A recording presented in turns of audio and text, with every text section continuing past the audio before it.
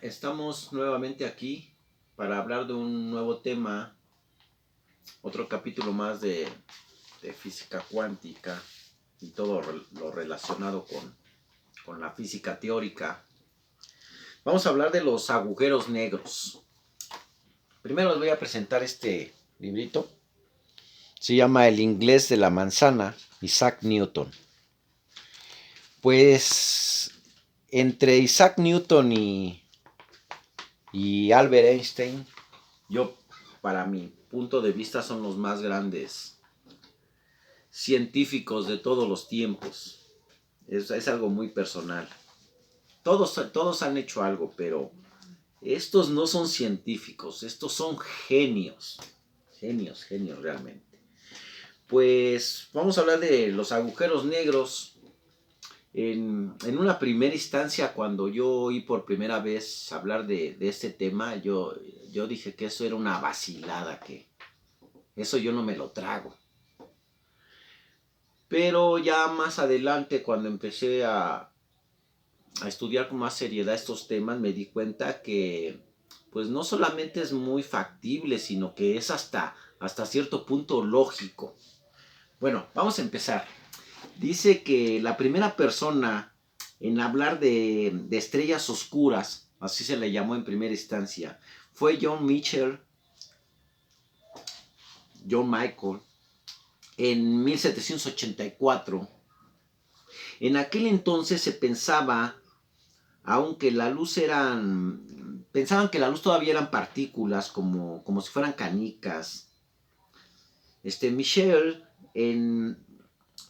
imaginó en una estrella tan masiva que estas canicas de la luz volvieran a caer sobre ella, usando la ley entonces conocida, en aquel tiempo pues se conocía la ley de la gravedad de Newton. Mitchell imaginó una estrella que no emitiera luz, una estrella invisible. Él la llamó estrella oscura. Aunque Laplace también comentó sobre este tema, la cosa poco a poco avanzó durante el siglo siguiente. Es porque no se contaba con las herramientas apropiadas.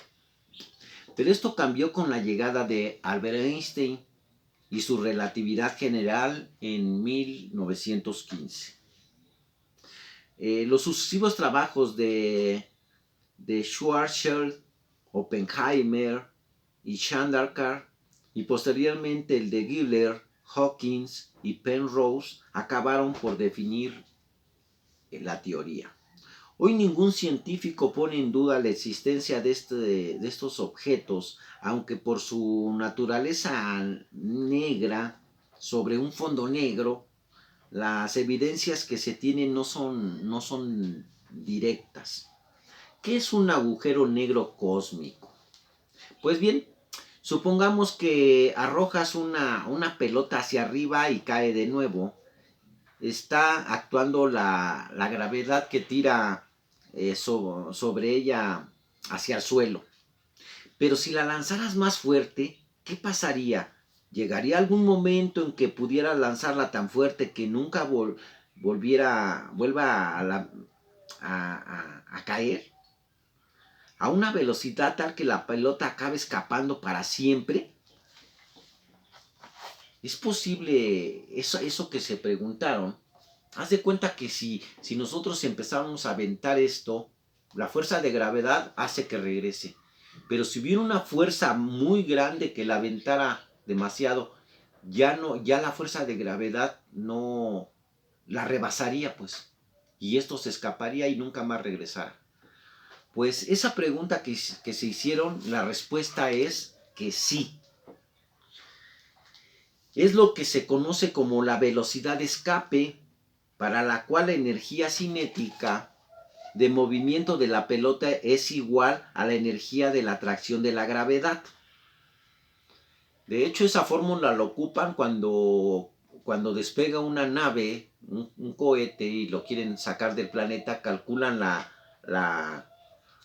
pues la energía que se necesita para vencer la fuerza de gravedad Todo también en relación a la masa del objeto, que entre más pesado es más difícil vencer esta ley de la gravedad. Bueno, la energía, dice, para las velocidades superiores, la fórmula, pues la voy a comentar nada más. La fórmula es un medio de la masa y la velocidad del objeto, que tiene que ser igualada a la gravedad, a la fuerza de gravedad y la masa del objeto.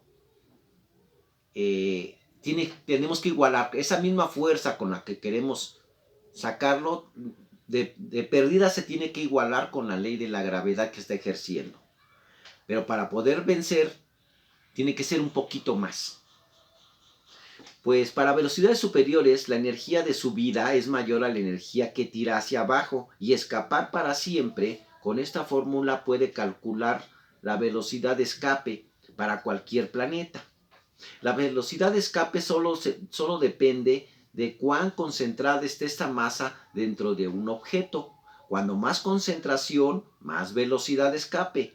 Ejemplo, si tomamos la Tierra y la comprimimos más y más y más, conservando su masa, voy consiguiendo que su velocidad de escape vaya aumentando, entre más la comprimo. La pregunta es la siguiente: ¿podría existir un cuerpo con una masa tan concentrada que la velocidad de escape sea igual a la velocidad de la luz? La velocidad de la luz ya sabemos que son 300.000 kilómetros por segundo, que es la velocidad máxima que puede viajar cualquier cosa en el universo. En ese caso no podría escapar de su campo gravitatorio. Todo lo que entra queda en su interior. Es una prisión cósmica. Pues ahí llegamos a la primera conclusión. Un agujero negro es un lugar del espacio con tan alta gravedad que nada puede escapar de su tirón gravitatorio. Digamos que se concentró tanto la materia en un punto, que para poder tener una velocidad de escape tendría que vencer la velocidad de la luz. Pero, ¿cómo se podría formar? ¿Cómo se podría formar este agujero negro?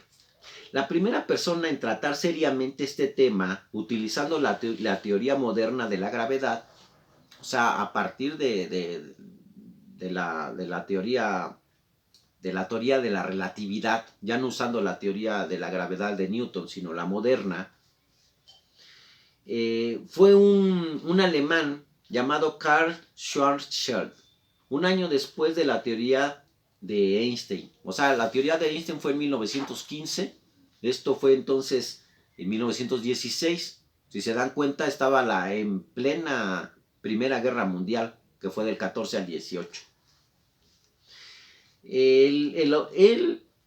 Karl Schwarzschild, observó que si una estrella llegase a colapsar por debajo de un radio, lo que hoy se le conoce con el nombre de radio de Elbashir, nada podría escapar a su tirón gravitatorio. Einstein y otros científicos encontraron esta posibilidad absolutamente aberrante. O sea, cuando se lo contaron por primera vez a Einstein y a otros científicos, dijeron: no, esto no puede ser. Pero es que, ¿por qué no creían eso? Porque decían que el radio, este radio de Schwarzschild,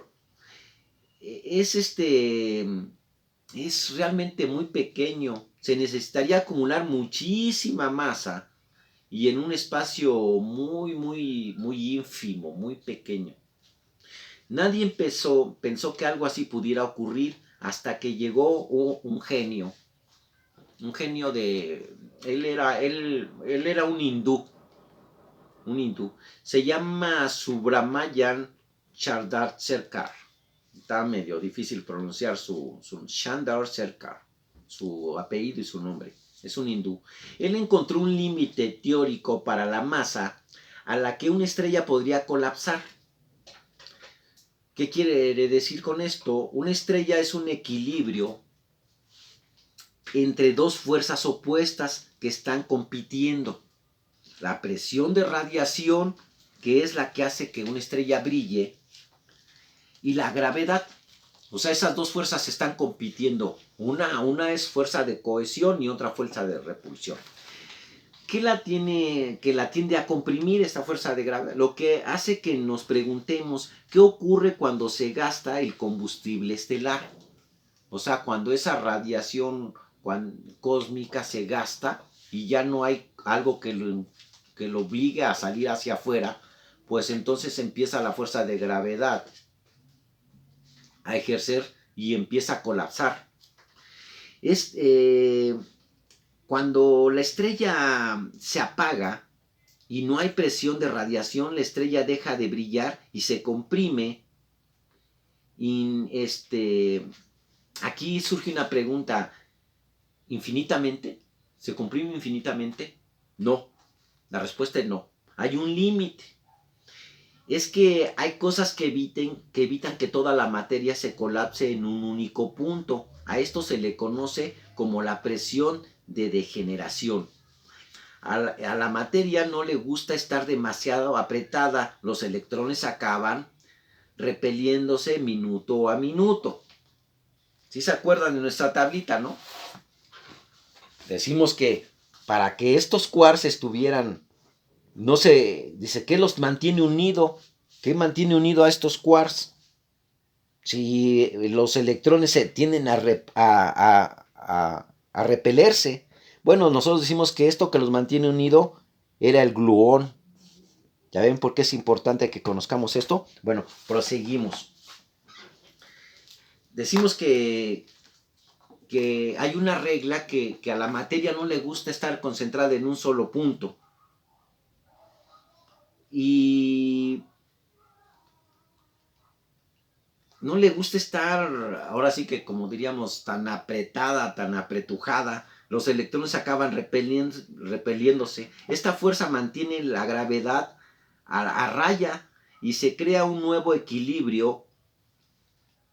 Este nuevo equilibrio es una estrella que nosotros le llamamos enana blanca. Aquí, aparte de saber cómo se forma un agujero negro, vamos a ver cómo se forma una enana blanca y cómo se forma una supernova. Bueno, ya vimos cómo se forma una enana blanca. Las cenizas de esta estrella, y así acabará subiéndose. Cuando ya se hace la enana blanca, luego posteriormente se hace una estrella, luego a lo mejor otro sol, más estrellas, y así sucesivamente. O sea, empieza a volver a empezar, digamos, su ciclo. Chandrasekhar encontró algo muy interesante, y es que hay un límite máximo de masa para este tipo de estrellas, estas enanas blancas que dijimos, y es 1,4 veces la masa del Sol, de nuestro Sol. Lo que hace que nos preguntemos, ¿y qué ocurre con las estrellas que son mucho más masivas? Parece que para estos casos la presión de degeneración no es una fuerza suficiente para contrarrestar la gravedad. Son esas estrellas que colapsan por debajo del radio de Schwarzschild. Chandrasekhar, el hindú, había encontrado un mecanismo para crear estas bestias del cosmos. Y él ya le llamó así, estas bestias del cosmos, a los agujeros negros, la muerte de una estrella. Hoy conocemos al menos un mecanismo para formar estos agujeros negros. Una estrella muy masiva, unas 10 veces más la masa del Sol, cuando agota su combustible nuclear, acaba colapsando. Es un gran estallido que conocemos como el nombre de supernova. Eso es lo que le va a pasar a nuestro Sol.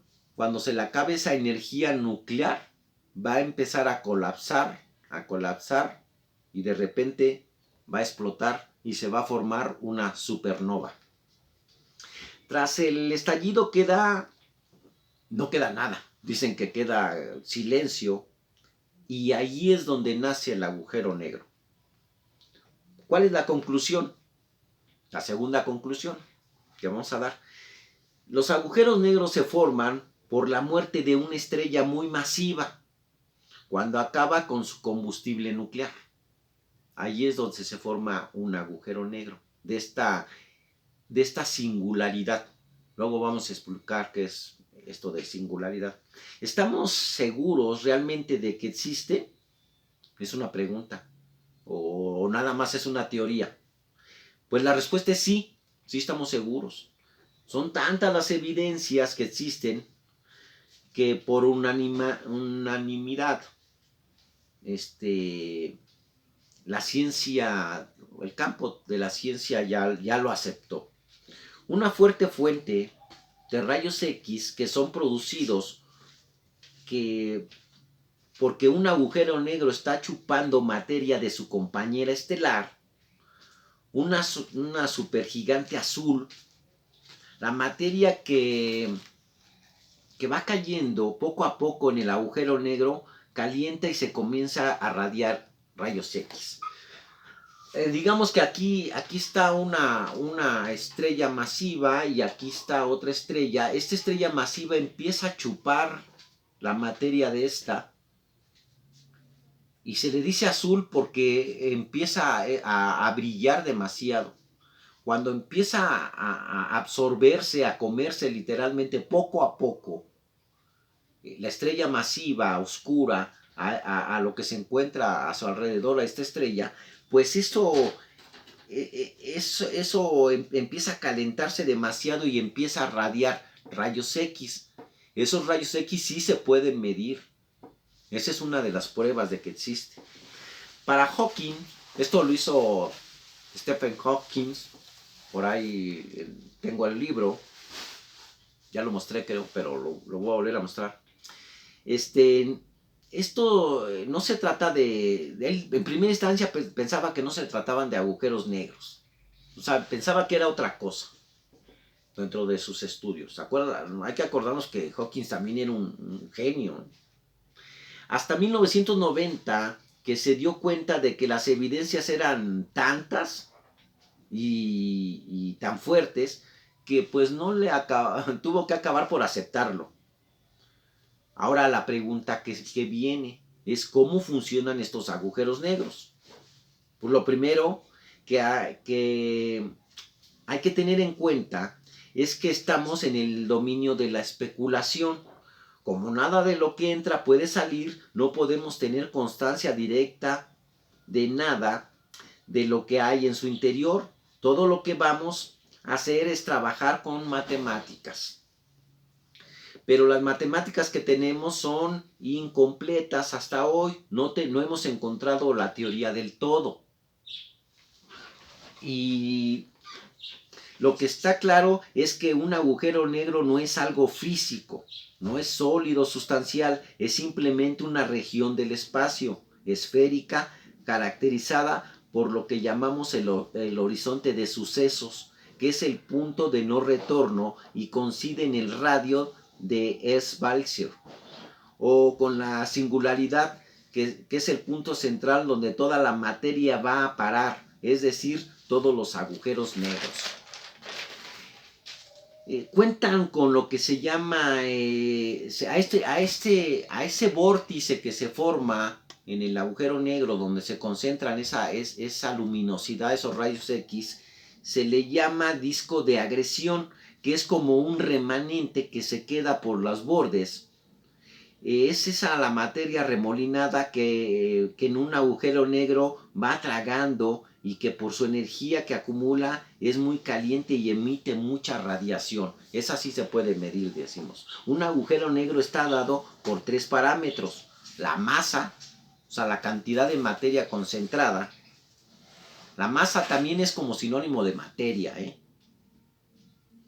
El spin. El spin, ese no hemos dado ese tema, también lo vamos a dar en la tablita. Spin es el giro, para simplificar. Entonces decimos que está dado por la masa, por su spin y por su carga. Su carga eléctrica, obviamente.